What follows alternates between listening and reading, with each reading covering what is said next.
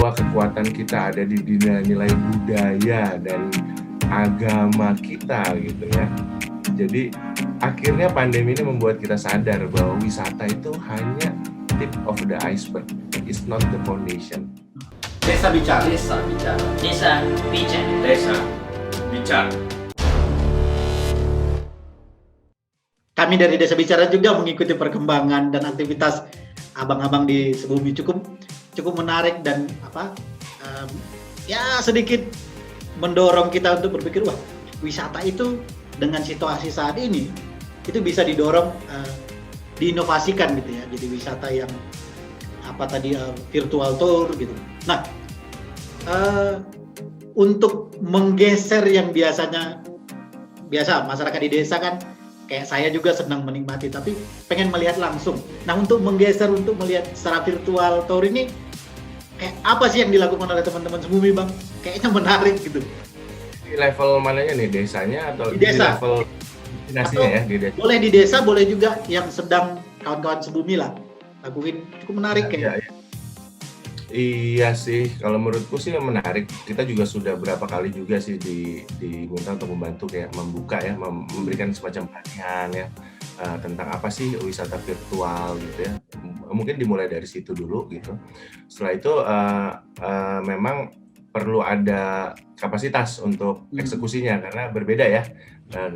Kita melakukan secara offline dan secara online gitu. Jadi memang ada kapasitas istilahnya teknis gitu yang diperlukan untuk melakukan itu. Selebihnya sih sebetulnya di keyakinan untuk kita melakukan eksekusi ya.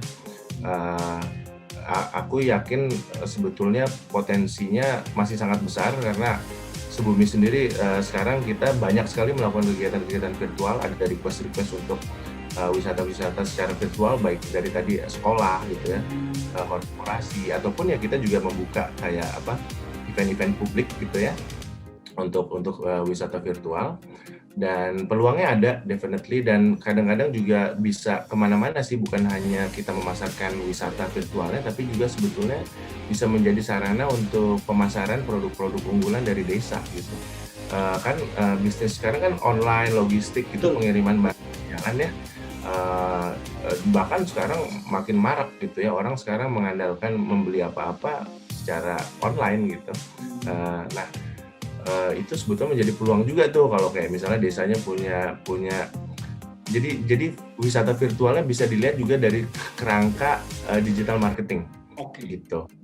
Karena saya misalnya tadi Saud sempat bilang, ada desanya ada potensi bambu gitu, misalnya membuat sedotan bambu gitu ya, misalnya ya. Nanti kan di wisata virtualnya mereka memperkenalkan desanya, desanya sedang berjuang mengangkat potensi bambu yang ada gitu ya. Setelah itu juga sambil dilihatin mungkin keindahan hutan bambunya gitu ya. Terus juga diceritakan proses bagaimana sih mengolah bambu, jenis-jenis bambu itu kan banyak yang ingin tahu ya pasti. Setelah itu nanti di ujung mereka bisa kita punya nih produk-produk bambu yang kita hasilkan gitu ya, bisa langsung dibeli gitu ya secara virtual gitu, nanti dikirim. Jadi itu juga sih yang kalau menurutku akan memberikan motivasi dan semangat gitu. Kadang-kadang kalau kita tahu juga lah, manusia kan makhluk yang juga di-drive oleh insentif ekonomi ya. Kalau nggak kelihatan hasilnya secara langsung juga kan mungkin orang juga kayak yang bagaimana kelanjutannya nih gitu ya. Betul, dan dengan paduan kemasan yang menarik sih, aku yakin banget potensinya ada ya, khususnya kayak masyarakat di perkotaan kayak Jakarta gini ya, Saud ya. Aku juga di komplekku ya, aku ambil contoh simple aja deh, kayak aku kebetulan juga ada kecil-kecilan kebun gitu ya, punya produksi alpukat. Itu ngeblas di WA lewat istriku sih ya, ibu-ibu gitu ya, aku punya 40 kilo alpukat nih, dalam waktu 5-10 menit itu habis langsung. Jadi gila sebetulnya kemampuan daya serap pasar juga sebetulnya masih cukup bagus gitu ya. Bagaimana kita membuka akses untuk bisa membuat orang-orang itu tertarik sama produk kita, mengetahui produk kita, dan bisa merich mereka kan. Jadi itu sih kalau menurutku sih Saud. Jadi potensinya ada banget, dan pertama harus tahu dulu potensinya, yakin, setelah itu ada kapasitas teknis untuk mengeksekusi, dan yang ketiga ya tadi eksekusinya itu sendiri sih gitu, dan ada konsistensi setelah itu sih. Aku sih berharap bisa ya, karena aku sebetulnya nggak duduk di desa ya. Kalau aku ada di desa bisa secara fokus langsung gitu ya untuk mendampingi gitu.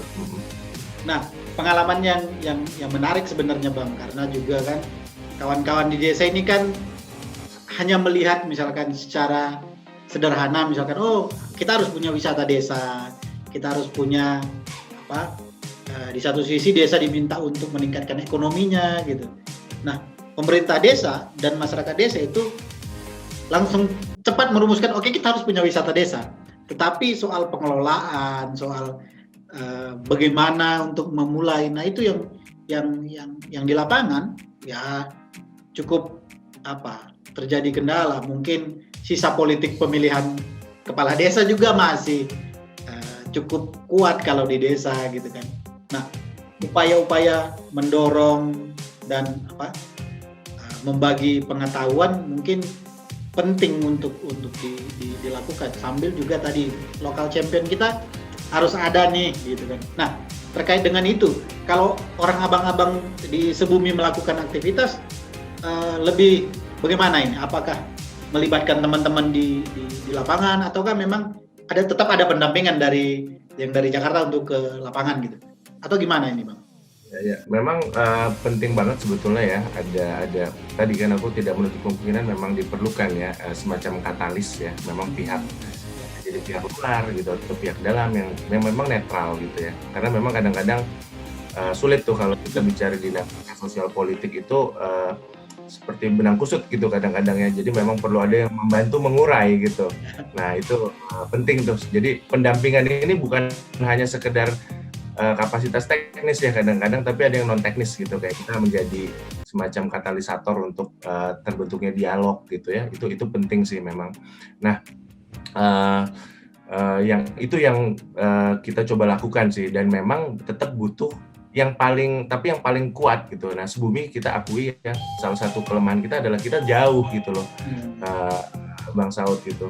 Kita nggak bisa secara terus-menerus langsung membantu gitu ya. Apalagi kita juga kapasitas kita kan juga kita inginnya lebih luas secara nasional gitu ya. Walaupun tetap bukan kendala, tantangan utamanya itu di level tapak dan di level mikro gitu ya. Sehingga memang kalau yang kita lakukan sih sekarang biasanya ada local partner lagi gitu, kayak di sebuah lokasi gitu ya. Harusnya sebetulnya kalau masyarakat desanya sudah punya visi bersama itu bisa langsung tuh. Cukuplah gitu.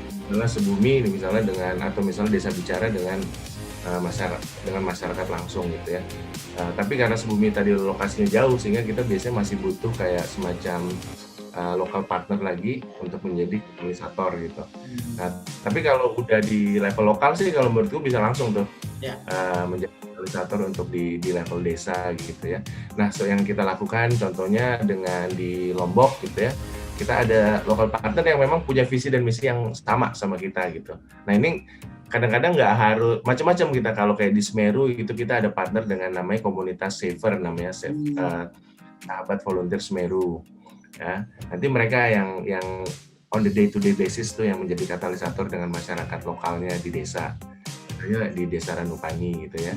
Kalau yang di Lombok gitu ya, di Batu Putih itu karena ya aku juga nggak bisa sering-sering ke Lombok gitu. Kita ada namanya Lombok Hidden Trip tuh ya. Dia sama ecotourism organization juga. Jadi kalau dia swasta gitu ya. Macam-macam jadi bentuknya. Ada yang dengan kita berpartner sama NGO gitu ya. Karena tadi yang Saud bilang dinamikanya tuh di semua lokasi tuh beda gitu. Kita identifikasi aja, jadi nggak harus ada yang dengan koperasi gitu loh. Tapi memang kita selalu biasanya butuh kayak katalisator lokal gitu ya, yang memang bisa on the day to day basis bisa mendampingi secara lebih intens gitu sih. Nah, ini pandangan Abang terkait wisata mungkin secara nasional ya, tapi bagaimana Abang melihatnya misalkan pengembangan wisata berbasis desa ke depannya gitu loh. dengan situasi yang kita pandemi maupun nanti mungkin akan reda gitu ya, Abang melihatnya potensi wisata bagi desa dan dampaknya bagi masyarakat di desa ini gimana sih Bang? Ya, kalau aku melihat harusnya yang perlu difahami semua desa ya, wisata itu hanya, kalau aku melihat tip of the iceberg gitu. Dia tuh hanya kayak semacam apa istilahnya, puncak piramida dari keseluruhan ekosistem kekuatan desa. Ya, jadi jangan pernah gitu ya melihat wisata sebagai misalnya fondasi ataupun dia langsung lompat gitu menjadikan wisata sebagai kekuatan gitu. Karena keutamaan kekuatan desa itu kan sebetulnya adalah di apa istilahnya nilai-nilai sosial ya, nilai-nilai apa istilahnya kekuatan produktivitas dan kekohesifan masyarakat gitu ya, keberlanjutan sumber daya alam yang ada di situ gitu ya, baik itu pertanian ataupun yang sifatnya mungkin kehutanan dan lain-lain. Nah itu yang harus kalau menurutku menjadi fondasi dasar dari sebuah desa. Kekuatan tadi cerita historis gitu ataupun nilai-nilai yang bisa diangkat menjadi inspirasi buat orang lain itu adalah kekuatan juga ya. Jadi kekuatan ini ada yang sifatnya tangible, ada yang intangible ya. Yang tangible itu yang bisa dirasakan, dilihat, disentuh, dan ada yang mungkin hanya bisa dirasakan kalau kita ke sana gitu ya, mungkin keramah tamahannya gitu ya. Bagaimana kekohesifan sosial yang ada di sana itu intangible. Nah, dua ini yang harus dijadikan fokus utama sih kalau menurutku. Kalau dua itu sudah ada, wisata itu udah jadi istilahnya pelengkap gitu. Pelengkap saja. Dan kita lihat sekarang bagaimana misalnya Bali yang 80% mungkin pendapatan daerahnya itu berasal dari wisata, ya kan? Ketika wisata seperti sekarang gitu ya kan, apa yang akhirnya disadari oleh teman-teman di Bali? Oh, ini adalah sebuah pengingat bahwa sebetulnya kekuatan utama kita adalah di pertanian. Itu aku udah interview langsung teman-teman di sana. Bahwa kekuatan kita ada di nilai-nilai budaya dan agama kita gitu ya. Jadi akhirnya pandemi ini membuat kita sadar bahwa wisata itu hanya tip of the iceberg. It's not the foundation. Sama kayak teman-teman di Lombok ya, Saud. Ya. Ini mereka udah lebih dulu karena mereka 2018 gempa bumi kan. Ya. Mereka sadar gitu bahwa ternyata wisata itu ya bukan jadi satu-satunya fondasi dasar. Akhirnya mereka kembali berkebun, jadi petani kopi, itu yang waktu itu Sebumi dampingi juga tuh. Dan apa celakanya banyak dari mereka yang sudah lupa bagaimana cara bertani gitu pada saat itu. Ya, betul. Jadi itu sih kalau menurutku jawaban dari pertanyaannya. Dan bagaimana sebetulnya kita menggali kekuatan kita, dan wisata itu hanya cara bagaimana kita memproyeksikan keluar setelah kita menemukan kekuatan di dalam. Tujuannya bukan untuk show off, tapi untuk menjadi ada dialog yang dinamis gitu. Karena desa kan bagian dari peradaban masyarakat ya, dan aku yakin sekarang kita tahu lah bahwa kota itu tidak akan kuat tanpa adanya desa gitu. Nah, dan desa nggak boleh inferior kan, desa tidak boleh inferior. Dan hubungannya harus equal. Nah itu yang harus dibangun gitu. Jadi orang kota pun saat berwisata bukan datang sebagai seorang yang superior gitu, tapi mereka harus datang dengan penuh rasa hormat gitu ya, karena mereka tahu bahwa ini adalah fondasi dari kehidupan kita dan kita ada interaksi bersama. Itulah ekowisata. Asik. Kayaknya harus belajar banyak soal ekowisata ini gitu ya. Ekowisata itu bukan orang kota datang buang duit di situ gitu kan, terus akhirnya duitnya jadi sumber masalah di desa. Kebanyakan begitu Bang? Itu salah berarti, itu bukan ekowisata. Oke. Berarti harus ada perubahan pemahaman terkait itu ya. Itu mungkin wisata yang berbungkus misalnya ya tadi ekowisata gitu. Jadi memang harus ekowisata dalam arti yang sesungguhnya. Oke. Menarik. Berarti kalau kawan-kawan di desa ini untuk mengakses informasi dari teman-teman Sebumi bisa dicek di ini ya Bang, di website sama di? Boleh.